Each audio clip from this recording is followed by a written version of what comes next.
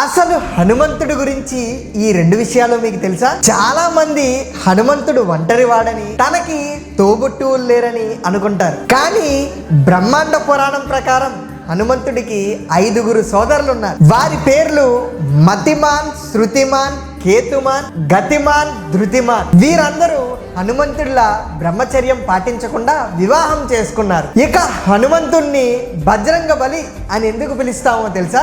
ఒకసారి సీతాదేవి జుట్టుకి సింధూరం పూసుకున్నప్పుడు చూసిన హనుమంతుడు దానికి కారణం ఏంటమ్మా అని అడిగాడట.